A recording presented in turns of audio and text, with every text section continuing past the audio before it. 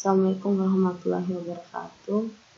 Saya akan mempresentasikan tentang peraturan tentang perencanaan pembangunan daerah.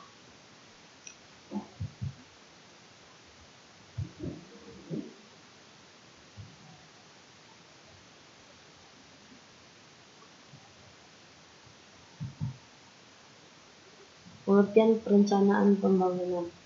Menurut Undang-Undang Nomor 25 Tahun 2004 tentang Sistem Perencanaan Pembangunan Nasional mengamatkan bahwa setiap daerah harus menyusun rencana pembangunan daerah secara sistematis, terarah, terpadu, dan tanggap terhadap perubahan. Pasal 2 ayat 2 dengan jangka perencanaan jangka panjang 25 tahun, jangka menengah 5 tahun, maupun jangka pendek atau tahunan 1 tahun, setiap daerah atau provinsi, kabupaten, kota harus menetapkan rencana pembangunan jangka panjang daerah atau RPJPD. Rencana pembangunan jangka menengah daerah RPJMD dan rencana kinerja pemerintah daerah RKPD. Perencanaan pembangunan daerah. Perencanaan adalah sebagai upaya untuk mengantisipasi ketidakseimbangan yang terjadi yang bersifat akumulatif. Artinya, perubahan pada suatu keseimbangan awal dapat mengakibatkan perubahan pada sistem sosial yang akhirnya membawa sistem yang ada menjauh keseimbangan awal. Perencanaan sebagai bagian daripada fungsi manajemen yang bila ditempatkan pada pembangunan daerah akan berperan sebagai arahan bagi proses pembangunan berjalan menuju tujuan. Di samping itu, menjadi tolak ukur keberhasilan proses pembangunan yang dilaksanakan. Menurut Tjokroamidjo 1992, perencanaan dalam arti seluas-luasnya tidak lain adalah suatu proses mempersiapkan secara sistematis kegiatan-kegiatan yang akan dilakukan untuk mencapai suatu tujuan tertentu.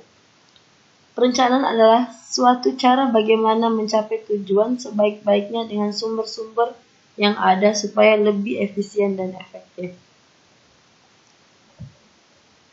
Selanjutnya, mekanisme perencanaan menurut Undang-Undang SPPN, yaitu suatu kesatuan tata cara perencanaan pembangunan untuk menghasilkan rencana-rencana pembangunan dalam jangka panjang, menengah, dan tahunan yang dilaksanakan oleh unsur penyelenggara negara dan masyarakat di tingkat pusat dan daerah. Selanjutnya, ciri-ciri perencanaan. Ciri-ciri perencanaan itu dibagi menjadi 5. Yang pertama bersifat publik, berorientasi masa depan, strategis, deliberate atau sengaja atau kesepakatan, yang terakhir terhubung pada tindakan. Sementara peranan perencanaan yaitu yang pertama untuk mengatasi kegagalan pasar, yang kedua memobilisasi dan alokasi sumber daya, yang ketiga mengatasi dampak psikologis dan sikap atau pendirian. Yang keempat, mencari solusi untuk mendapatkan sumber dana.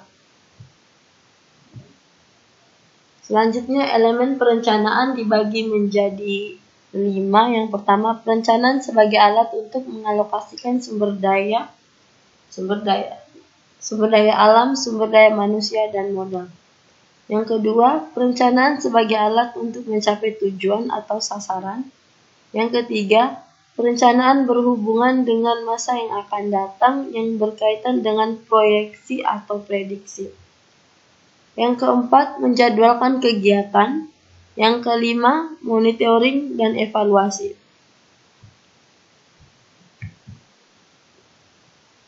Yang selanjutnya, tujuan perencanaan atau the nature of planning goals. Yang pertama, wartime planning atau perencanaan pada saat darurat. Yang kedua, town and country planning atau land use planning physical planning, urban and regional planning, berkaitan dengan alokasi tanah dari berbagai fungsi atau kegiatan di daerah. Yang ketiga, anti-cyclical planning, ditujukan untuk menjaga stabilitas perekonomian nasional. Yang keempat, development planning. Terus selanjutnya, jenis perencanaan atau course and hills. Tujuan perencanaan atau the nature of planning goals. Lingkup kegiatan perencanaan atau the scope of planning activities.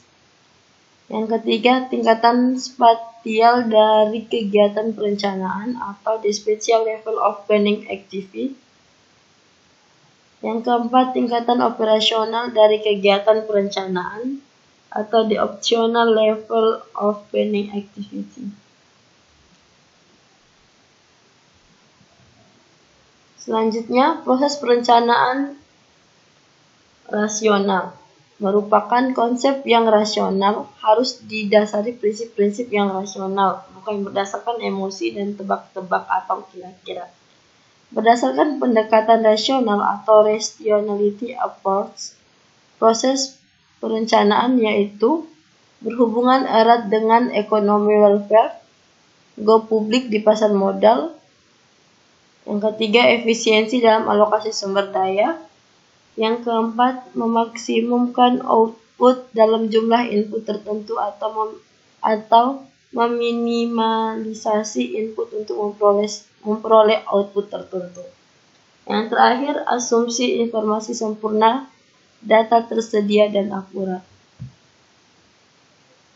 Itu saja dari saya. Wassalamualaikum warahmatullahi wabarakatuh.